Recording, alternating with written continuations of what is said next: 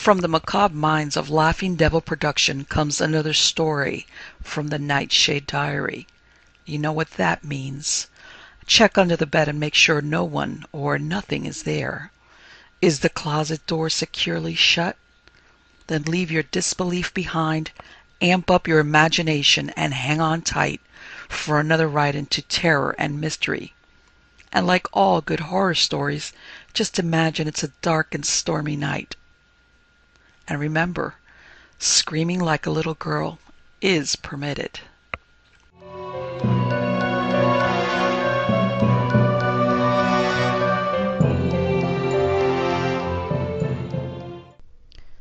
The Yellow Sign by Robert W. Chambers. Let the red dawn surmise what we shall do when this blue starlight dies and all is through. There are so many things which are impossible to explain. Why should certain chords in music make me think of the brown and golden tints of autumn foliage?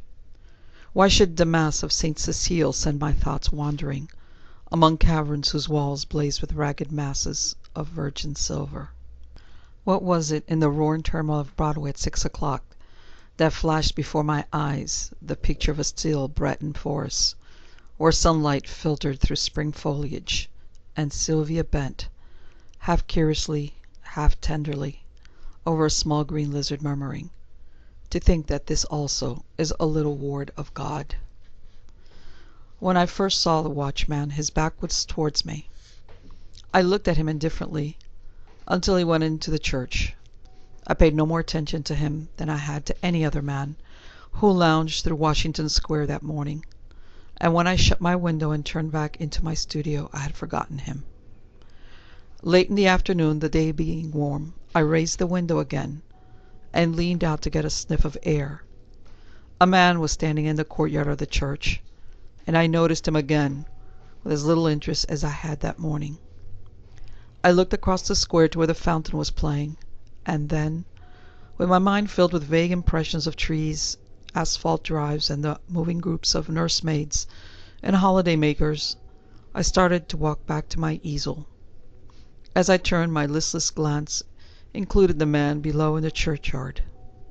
His face was towards me now, and with a perfectly involuntary movement I bent to see it. At the same moment he raised his head and looked at me. Instantly I thought of a coffin worm.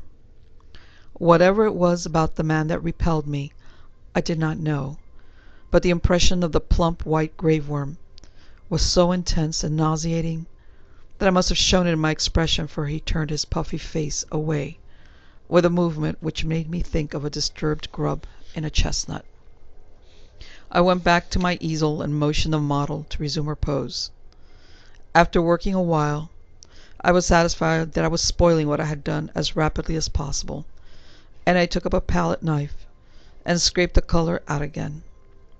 The flesh tones were sallow and unhealthy, and I did not understand how I could have painted such sickly color into a study which before that had glowed with healthy tones. I looked at Tessie. She had not changed, and the clear flush of health dyed her neck and cheeks as I frowned. "Is it something I've done?" she asked. "No, I've made a mess of this arm, and for the life of me I can't see how I came to paint such mud as that into the canvas," I replied. "Don't I pose well?" she insisted. "Of course, perfectly." "Then it's not my fault." "No, it's my own." "I'm very sorry," she said. I told her she could rest while I applied rag and turpentine to the plague spot on my canvas, and she went off to smoke a cigarette and look over the illustrations in the Courrier Français. I did not know whether it was something in the turpentine or a defect in the canvas, but the more I scrubbed, the more that gangrene seemed to spread. I worked like a beaver to get it out, and yet the disease appeared to creep from limb to limb of the study before me. Alarmed, I strove to arrest it, but now the color on the breast changed, and the whole figure seemed to absorb the infection as a sponge soaks up water. Vigorously I applied palette knife, turpentine, and scraper, thinking all the time that a seance I would hold with Duval, who had sold me the canvas. But soon I noticed that it was not the canvas which was effective, nor yet the colors of Edward. It must be the turpentine, I thought angrily, or else my eyes have become so blurred and confused by the afternoon light that I can't see straight. I called Tessie, the model. She came and leaned over my chair, blowing wreaths of smoke into the air. "What have you been doing to it?" she exclaimed. "Nothing," I growled. "It must be this turpentine." "What a horrible color it is now," she continued. "Do you think my flesh resembles green cheese?" "No, I don't," I said angrily. "Did you ever know me to paint like that before?" "No, indeed." "Well, then, it must be the turpentine or something," she admitted. She slipped on a Japanese robe and walked to the window. I scraped and rubbed until I was tired, and finally picked up my brushes and hurled them through the canvas with a forcible expression, the tone alone of which reached Tessie's ears. Nevertheless, she promptly began. "That's it. Swear and act silly and ruin your brushes. You have been 3 weeks on that study, and now look. What's the good of ripping the canvas? What creatures artists are!" I felt about as much ashamed as I usually did after such an outbreak, and I turned the ruined canvas to the wall. Tessie helped me clean my brushes and then danced away to dress. From the screen she regaled me with bits of advice concerning whole or partial loss of temper, until, thinking perhaps I had been tormented sufficiently, she came out to implore me to button her waist where she could not reach it on the shoulder. "Everything went wrong from the time you came back from the window and talked about that horrid-looking man you saw in the churchyard," she announced. "Yes, he probably bewitched the picture," I said. Yawning, I looked at my watch. "It's after 6, I know," said Tessie, adjusting her hat before the mirror. "Yes," I replied. "I didn't mean to keep you so long." I leaned out of the window, but recoiled with disgust, for the young man with the pasty face stood below in the churchyard. Tessie saw my gesture of disapproval and leaned from that window. "Is that the man you don't like?" she whispered. I nodded. "I can't see his face, but he does look fat and soft. Some way or other," she continued, turning to look at me, "he reminds me of a dream, an awful dream, I once had. Or," she mused, looking down at her shapely shoes, "was it a dream after all?" "How should I know?" I smiled. Tessie smiled in reply. "You were in it," she said, "so perhaps you might know something about it." "Tessie, Tessie," I protested, "don't you dare flatter by saying that you dream about me." "But I did," she insisted. "Shall I tell you about it?" "Go ahead," I replied, lighting a cigarette. Tessie leaned back on the open windowsill and began very seriously. "One night last winter, I was lying in bed thinking about nothing at all in particular. I had been posing for you, and I was tired out, yet it seemed impossible for me to sleep. I heard the bells in the city ring 10, 11, and midnight. I must have fallen asleep about midnight, because I don't remember hearing the bells after that. It seemed to me that I had scarcely closed my eyes when I dreamed that something impelled me to go to the window. I rose, and raising the sash, leaned out. 25th Street was deserted as far as I could see. I began to be afraid. Everything outside seemed so black and uncomfortable. Then the sound of wheels in the distance came to my ears, and it seemed to me as though that was what I must wait for. Very slowly the wheels approached, and finally I could make out a vehicle moving along the street. It came nearer and nearer, and when it passed beneath my window, I saw it was a hearse. Then, as I trembled with fear, the driver turned and looked straight at me. When I awoke, I was standing by the open window, shivering with cold, but the black-plumed hearse and the driver was gone. I dreamed this dream again in March last, and again woke beside the open window. Last night the dream came again. You remember how it was raining when I awoke, standing at the open window? My nightdress was soaked." "But where did I come into the dream?" I asked. "You? You were in the coffin, but you were not dead." "In the coffin?" "Yes." "How did you know? Could you see me?" "No, I only knew you were there." "Had you been eating Welsh rarebits or lobster salad?" I began, laughing, but the girl interrupted me with a frightened cry. "Hello, what's up?" I said as she shrank into the embrasure by the window. The the man below in the churchyard. He drove the hearse." "Nonsense," I said, but Tessie's eyes were wide with terror. I went to the window and looked out. The man was gone. "Come, Tessie," I urged, "don't be foolish.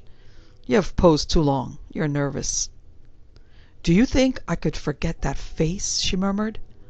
"3 times I saw the hearse pass below my window, and every time the driver turned and looked up at me. Oh, his face was so white and soft. It looked dead. It looked as if it had been dead a long time." I induced the girl to sit down and swallow a glass of Marsala. Then I sat down beside her and tried to give her some advice. "Look here, Tessie," I said. "You go to the country for a week or 2, and you'll have no more dreams about hearses. You pose all day, and when night comes, your nerves are upset. You can't keep this up. Then again, instead of going to bed when your day's work is done, you run off to picnics at Sulsar Park or go to the El Dorado or Coney Island. And when you come down here next morning, you are fagged out. There was no real hearse. That was all a soft-shell crab dream." She smiled faintly. "What about the man in the churchyard?" "Oh, he's only an ordinary, unhealthy, everyday creature.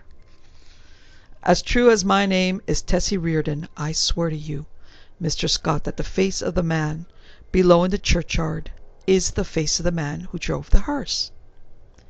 "What of it?" I said. "It's an honest trade." "Then you think I did see the hearse?" "Oh," I said diplomatically, "if you really did, it might not be unlikely that the man below drove it. There is nothing in that." Tessie rose, unrolled her scented handkerchief, and taking a bit of gum from a knot in the hem, placed it in her mouth. Then drawing on her glove, she offered me her hand with a frank "Good night, Mr. Scott," and walked out. The next morning Thomas, the bellboy, brought me the Herald and a bit of news. The church next door had been sold. I thanked heaven for it. Not that I, being a Catholic, had any repugnance for the congregation next door, but because my nerves were shattered by a blatant exhorter whose every word echoed through the aisle of the church as if it had been my own rooms, and who insisted on his R's with a nasal persistence which revolted my every instinct. Then, too, there was a fiend in human shape, an organist, who reeled off some of the grand old hymns with an interpretation of his own, and I longed for the blood of a creature who could play the doxology with amendment of minor chords which one hears only in a quartet of very young undergraduates. I believe the minister was a good man, but when he bellowed, "And the Lord is unto Moses, the Lord is a man of war, the Lord is his name, my wrath shall wax hot, and I will kill you with the sword," I wondered how many centuries of purgatory it would take to atone for such a sin. "Who bought the property?" I asked Thomas. "Nobody that I know, sir. They do say the gent what owns this 'ere, a Milton Flats, was looking at it. He might be a building more studios." I walked to the window. The young man with the unhealthy face stood by the churchyard gate, and at the mere sight of him the same overwhelming repugnance took possession of me. "By the way, Thomas," I said, "who is that fellow down there?" Thomas sniffed. "That there worm, sir? He's night watchman of the church, sir. He makes me a tired of sitting out all night on them steps, and looking at you insulting like. I'd have punched his 'ead, sir. Beg pardon, sir." "Go on, Thomas." "One night, a comin' 'ome with 'Arry, the other English boy, I see him a sitting there on them steps. We had Molly and Jen with us, sir, the 2 girls, on the tray service, and he looked so insultin' at us that I up and says, 'What you looking at, you fat slug?' Beg pardon, sir, but that's how I says, sir. Then he don't say nothing, and I says, 'Come out and I'll punch that puddin' 'ead.' Then I opens the gate and goes in, but he don't say nothing, only looks insultin' like. Then I 'its him one. But ugh, it's with that cold and mushy. It'd sicken you to touch 'em. What did he do then? I asked curiously. Him? Nothing. And you, Thomas? The young fellow flushed with embarrassment and smiled uneasily. Mr. Scott, sir, I ain't no coward, and I can't make it out at all why I run. I was in the 5th Lancers, sir, bugler at Tel Kabir, and was shot by the Wells. You don't mean to say you ran away? Yes, sir, I run. Why? That's just what I want to know, sir. I grabbed Molly and I run, and the rest was as frightened as I. But what were they frightened at? Thomas refused to answer for a while. But now my curiosity was aroused about the repulsive young man below, and I pressed him. 3 years' sojourn in America had not only modified Thomas's Cockney dialect, but had given him the American fear of ridicule. You won't believe me, Mr. Scott, sir. Yes, I will. You will laugh at me, sir. Nonsense. He hesitated. Well, sir, it's God's truth, that when I hit him, he grabbed my wrist, sir, and when I twisted, his soft, mushy fist, one of his fingers come off in my hand. The utter loathing and horror of Thomas's face must have been reflected in my own, for he added, It's awful, and now when I see him, I just go away. It makes me ill. When Thomas had gone, I went to the window. The man stood beside the church railing with both hands on the gate, but I hastily retreated to my easel again, sickened and horrified, for I saw that the middle finger of his right hand was missing. At 9 o'clock, Tessie appeared and vanished behind the screen, with a merry good morning, Mr. Scott. When she had reappeared and taken her pose upon the model stand, I started a new canvas, much to her delight. She remained silent as long as I was on the drawing, but as soon as the scrape of the charcoal ceased and I took up my fixative, she began to chatter. Oh, I had such a lovely time last night. We went to Tony Pastor's.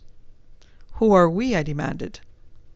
Oh, Maggie, you know, Mr. White's model, and Pinky McCormick. We call her Pinky because she's got that beautiful red hair you artists like so much, and Lizzie Burke. I sent a shower of spray from the fixative over the canvas and said, Well, go on. We saw Kelly and Baby Barnes, the skirt dancer, and all the rest. I made a mash. Then you have gone back on me, Tessie? She laughed and shook her head. He's Lizzie Burke's brother, Ed. He's a perfect gentleman. I felt constrained to give her some parental advice concerning mashing, which she took with a bright smile. Oh, I can take care of a strange mash, she said, examining her chewing gum. But Ed is different. Lizzie is my best friend. Then she related how Ed had come back from the slogging mill in Lowell, Massachusetts, to find her and Lizzie grown up, and what an accomplished young man he was, and how he had thought nothing of squandering $50 for ice cream and oysters to celebrate his entry as a clerk into the woolen department at Macy's. Before she finished, I began to paint, and she resumed the pose, smiling and chattering like a sparrow. By noon, I had the study fairly well rubbed in, and Tessie came to look at it. That's better, she said. I thought so too, and ate my lunch with a satisfied feeling that all was going well. Tessie spread her lunch on a drawing table opposite me, and we drank our claret from the same bottle and lighted our cigarettes from the same match. I was very much attached to Tessie. I had watched her shoot up into a slender but exquisitely formed woman from a frail, awkward child. She had posed for me during the last 3 years, and among all my models she was my favorite. She would have troubled me very much indeed, had she become tough, or fly, as the phrase goes. But I never noticed any deterioration of her manner, and felt at heart that she was all right. She and I never discussed morals at all, and I had no intention of doing so, partly because I had none myself, and partly because I knew she would do what she liked in spite of me. Still, I did hope she would steer clear of complications, because I wished her well, and then also I had a selfish desire to retain the best model I had. I knew that mashing, as she termed it, had no significance with girls like Tessie, and that such things in America did not resemble in the least the same things in Paris. Yet having lived with my eyes open, I also knew that somebody would take Tessie away some day, in one manner or another, and though I professed to myself that marriage was nonsense, I sincerely hoped that in this case there would be a priest at the end of the vista. I am a Catholic. When I listen to High Mass, when I sign myself, I feel that everything, including myself, is more cheerful, and when I confess, it does me good. A man who lives as much alone as I do must confess to somebody. Then again, Sylvia was Catholic, and it was reason enough for me. But I was speaking of Tessie, which is very different. Tessie also was Catholic, and much more devout than I. So, taking it all in, I had little fear for my pretty model, until she should fall in love. But then I knew that fate alone would decide her future for her, and I prayed inwardly that fate would keep her away from men like me, and throw into her path nothing but Ed Burke's and Jimmy McCormick's, bless her sweet face. Tessie sat blowing rings of smoke up to the ceiling and tinkling the ice in her tumbler. "Do you know that I also had a dream last night?" I observed. "Not about that man?" she asked laughingly. "Exactly. A dream similar to yours, only much worse." It was foolish and thoughtless of me to say this, but you know how little tact that average painter has. "I must have fallen asleep about 10 o'clock," I continued, "and after a while I dreamed that I woke. So plainly did I hear the midnight bells, the wind in the tree branches, and the whistle of steamers from the bay, that even now I can scarcely believe I was not awake. I seemed to be lying in a box which had a glass cover. Dimly I saw the street lamps as I passed. For I must tell you, Tessie, the box in which I reclined appeared to lie in a cushioned wagon, which jolted me over a stony pavement. After a while I became impatient and tried to move, but the box was too narrow. My hands were crossed on my breast, so I could not raise them to help myself. I listened and then tried to call. My voice was gone. I could hear the trample of the horses attached to the wagon, and even the breathing of the driver. Then another sound broke upon my ears like the raising of a window sash. I managed to turn my head a little, and found I could look not only through the glass cover of my box, but also through the glass panes in the sides of the covered vehicle. I saw houses, empty and silent, with neither light nor life about any of them excepting one. In that house a window was open on the first floor, and a figure all in white stood looking down into the street. It was you. Tessie had turned her face away from me, and leaned on the table with her elbow. "I could see your face," I resumed, "and it seemed to me to be very sorrowful. Then we passed on and turned into a narrow black lane. Presently the horses stopped. I waited and waited, closing my eyes with fear and impatience, but all was silent as the grave. After that seemed to me hours, I began to feel uncomfortable. A sense that somebody was close to me made me unclose my eyes. Then I saw the white face of the hearse driver looking at me through the coffin lid." A sob from Tessie interrupted me. She was trembling like a leaf. I saw I had made an ass of myself, and attempted to repair the damage. "Why, Tess," I said, "I only told you this to show you what influence your story might have on another person's dreams. You don't suppose I really lay in a coffin, do you? What are you trembling for? Don't you see that your dream and my unreasonable dislike for that inoffensive watchman of the church simply set my brain working as soon as I fell asleep?" She laid her head between her arms and sobbed as if her heart would break. What a precious triple donkey I had made of myself! But I was about to break my record. I went over and put my arm about her. "Tessie, dear, forgive me," I said. "I had no business to frighten you with such nonsense. You are too sensible a girl, too good a Catholic to believe in dreams." Her hand tightened on mine, and her head fell back upon my shoulder. But she still trembled, and I petted her and comforted her. "Come, Tess, open your eyes and smile." Her eyes opened with a slow, languid movement, and met mine. But their expression was so queer that I hastened to reassure her again. It's a humbug, Tessie. You surely are not afraid that any harm will come to you because of that?"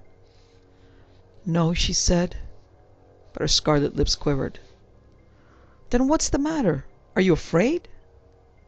"Yes, not for myself." "For me, then?"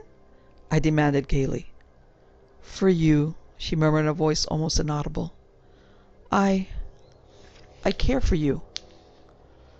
At first I started to laugh, but when I understood her, a shock passed through me, and I sat like one turned to stone.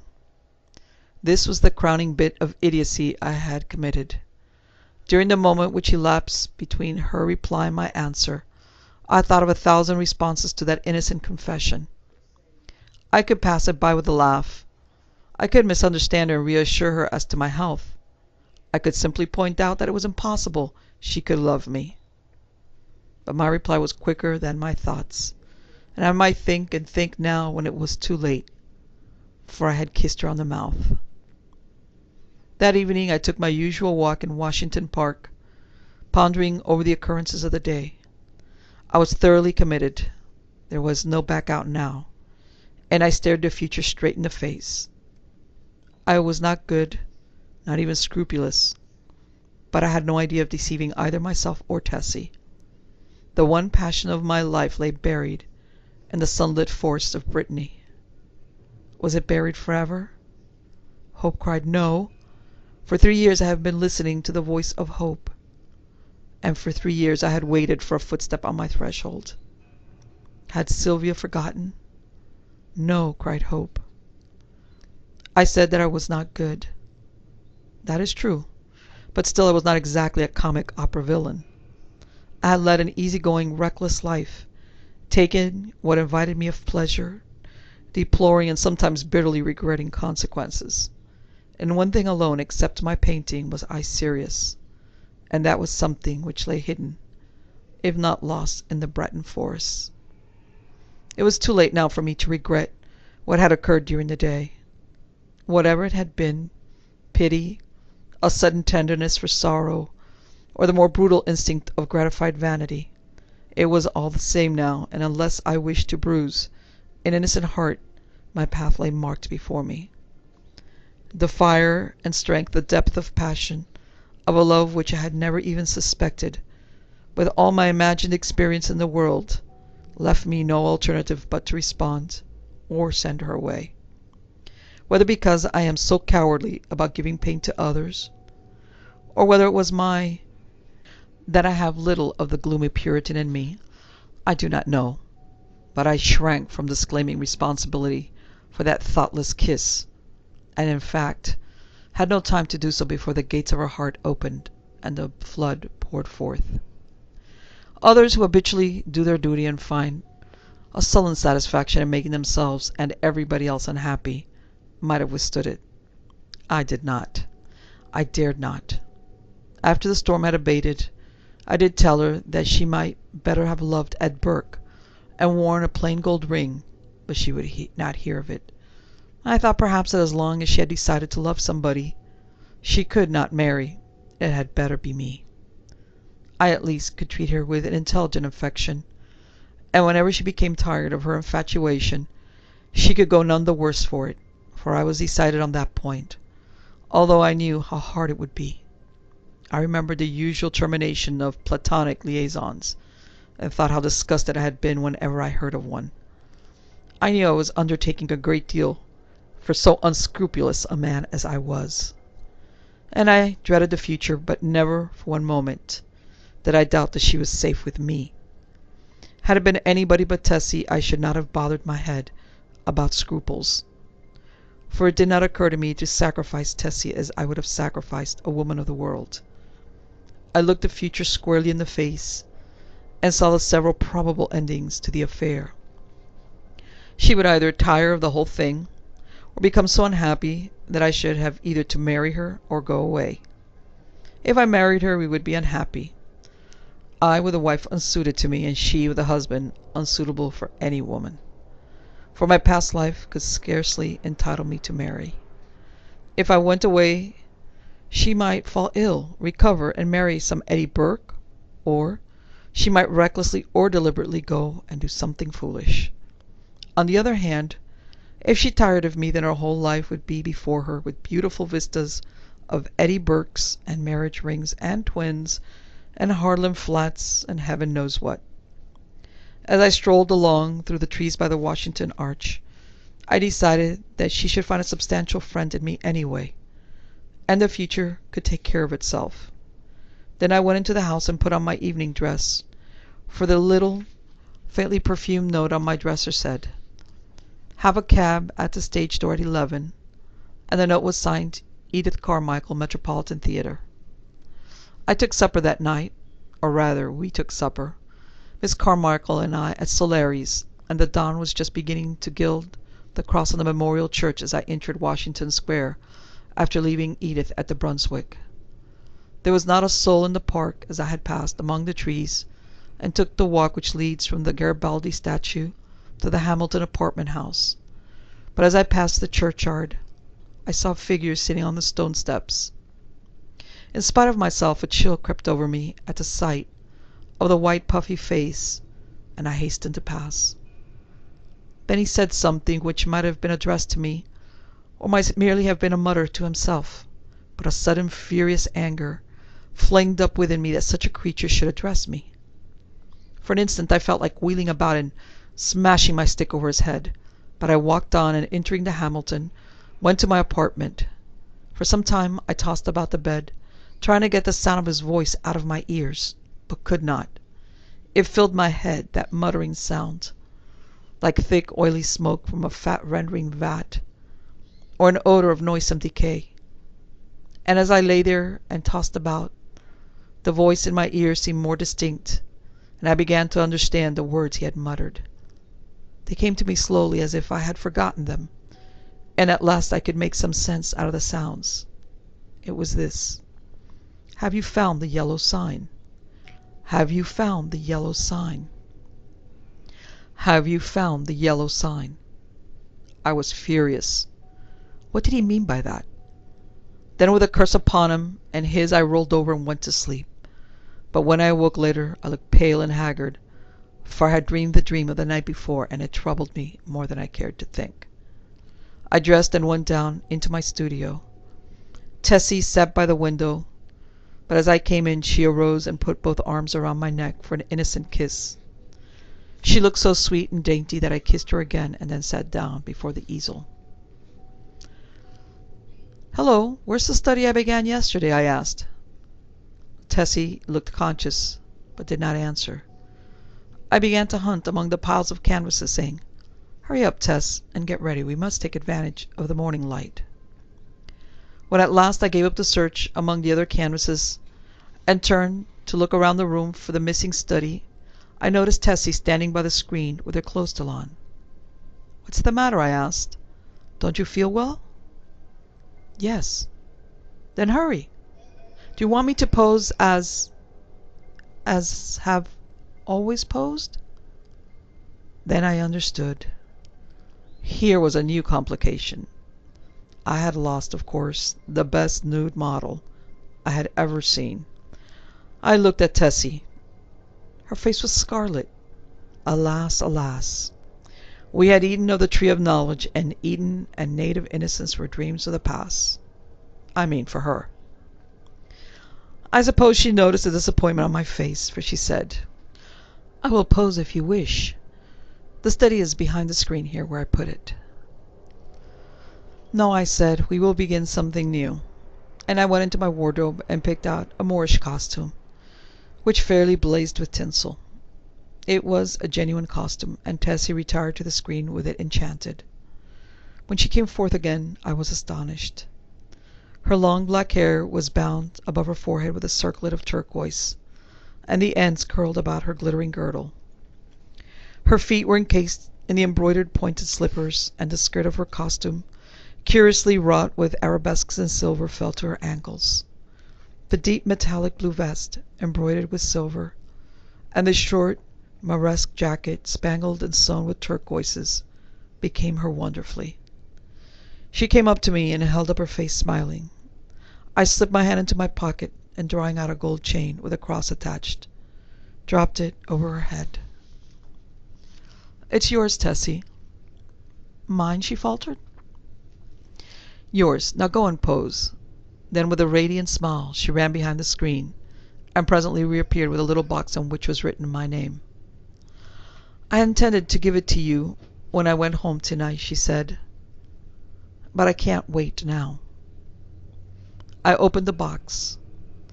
On the pink cotton inside lay a clasp of black onyx, on which was inlaid a curious symbol or letter in gold.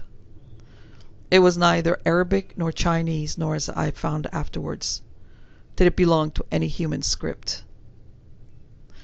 "It's all I had to give you for a keepsake," she said timidly. I was annoyed, but I told her how much I should prize it on my coat beneath the lapel. "How foolish, Tess, to go and buy me such a beautiful thing as this," I said. "I did not buy it," she laughed. "Where did you get it?" Then she told me how she had found it one day while coming from the aquarium in the Battery, how she had advertised it and watched the papers, but at last gave up all hopes of finding the owner. "That was last winter," she said, "the very day I had the first horrid dream about the hearse." I remembered my dream of the previous night, but said nothing, and presently my charcoal was flying over a new canvas, and Tessie stood motionless on the model stand. The day following was a disastrous one for me. While moving a framed canvas from one easel to another, my foot slipped on the polished floor, and I fell heavily on both wrists. They were so badly sprained that it was useless to attempt to hold a brush, and I was obliged to wander about the studio, glaring at unfinished drawings and sketches, till despair seized me, and I sat down to smoke and twiddle my thumbs with rage. The rain blew against the windows and rattled on the roof of the church, driving me into a nervous fit with its interminable patter. Tessie sat sewing by the window, and every now and then raised her head and looked at me with such innocent compassion that I began to feel ashamed of my irritation, and looked about for something to occupy me. I had read all the papers and all the books in the library, but for the sake of something to do I went to the bookcases and shoved them open with my elbow. I knew every volume by its colour, and examined them all, passing slowly around the library, and whistling to keep up my spirits. I was turning to go into the dining room, when my eye fell upon a book bound in serpent skin, standing in a corner of the top shelf of the last bookcase. I did not remember it, and from the floor could not decipher the pale lettering on the back. So I went to the smoking room and called Tessie. She came in from the studio and climbed up to reach the book. "What is it?" I asked. "The King in Yellow." I was dumbfounded. Who had placed it there? How came it in my rooms? I had long ago decided that I should never open that book, and nothing on earth could have persuaded me to buy it. Fearful lest curiosity might tempt me to open it, I had never even looked at it in bookstores. If I ever had any curiosity to read it, the awful tragedy of young Castaigne, whom I knew, prevented me from exploring its wicked pages. I had always refused to listen to any description of it, and indeed nobody ever ventured to discuss the second part aloud, so I had absolutely no knowledge of what those leaves might reveal. I stared at the poisonous mottled binding, as I would at a snake. "Don't touch it, Tessie," I said. "Come down." Of course, my admonition was enough to arouse her curiosity. Before I could prevent it, she took the book, and laughing, danced off into the studio with it. I called to her, but she slipped away with a tormenting smile at my helpless hands, and I followed her with some impatience. "Tessie," I cried, entering the library, "listen! I am serious. Put that book away. I do not wish you to open it." The library was empty. I went into both drawing rooms, then into the bedrooms, laundry, kitchen, and finally returned to the library, and began a systematic search. She had hidden herself so well it was half an hour later when I discovered her crouching white and silent by the latticed window in the storeroom above. At the first glance I saw that she had been punished for her foolishness. The King in Yellow lay at her feet, but the book was opened at the second part. I looked at Tessie and saw it was too late. She had opened The King in Yellow. Then I took her by the hand and led her into the studio. She seemed dazed, and when I told her to lie down on the sofa, she obeyed me without a word.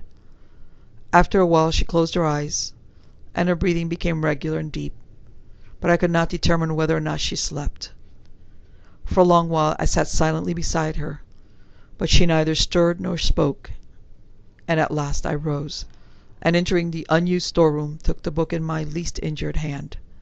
It seemed heavy as lead, but I carried it into the studio again, and sitting down on the rug beside the sofa, opened it and read it through from beginning to end.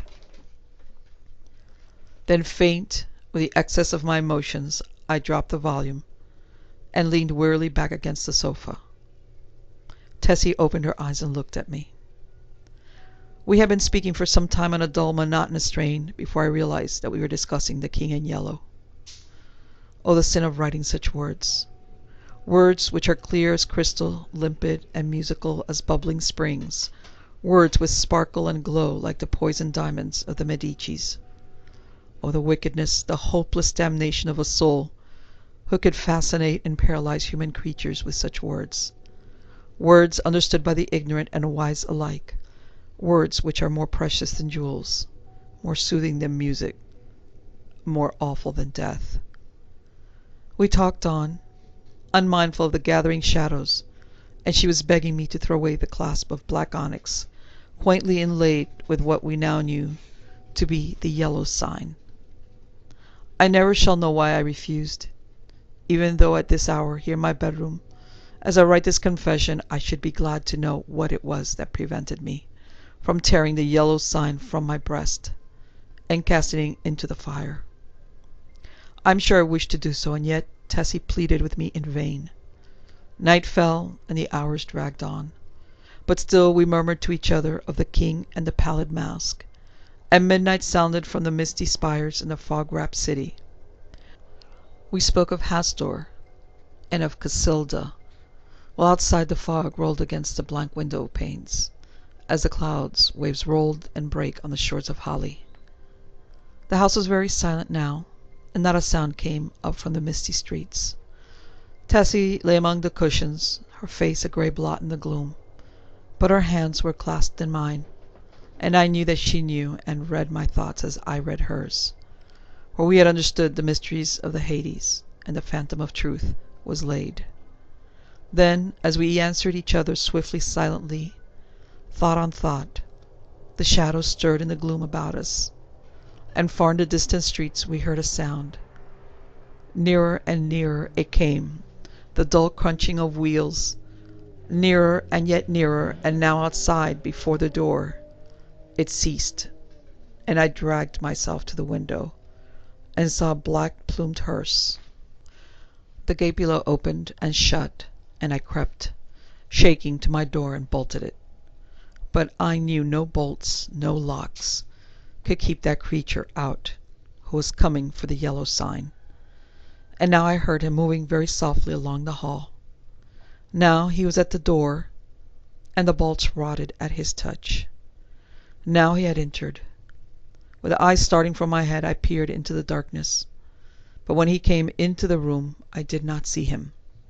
It was only when I felt him envelop me in his cold, soft grasp that I cried out and struggled with deadly fury. But my hands were useless, and he tore the onyx clasp from my coat and struck me full in the face. Then, as I fell, I heard Tessie's soft cry, and her spirit fled. And even while falling, I longed to follow her, for I knew that the King in Yellow had opened his tattered mantle, and there was only God to cry to now. I could tell more, but I cannot see what help it will be to the world. As for me, I am past human help or hope.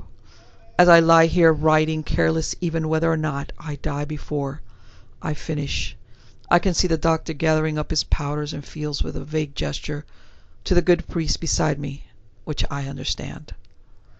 They will be very curious to know the tragedy, they of the outside world, who write books and print millions of newspapers, but I shall write no more. And the Father Confessor will seal my last words with a seal of sanctity when his holy office is done. They of the outside world may send their creatures into wrecked homes and death, smitten firesides, and their newspapers will batten on blood and tears. But with me their spies must halt before the confessional. They know that Tessie is dead, and that I am dying. They know how the people in the house, aroused by an infernal scream, rushed into my room and found one living and two dead. But they do not know what I shall tell them now. They do not know that the doctor said, as he pointed to a horrible decomposed heap on the floor, the livid corpse of the watchman from the church. I have no theory, no explanation. That man must have been dead for months. I think I am dying. I wish the priest would.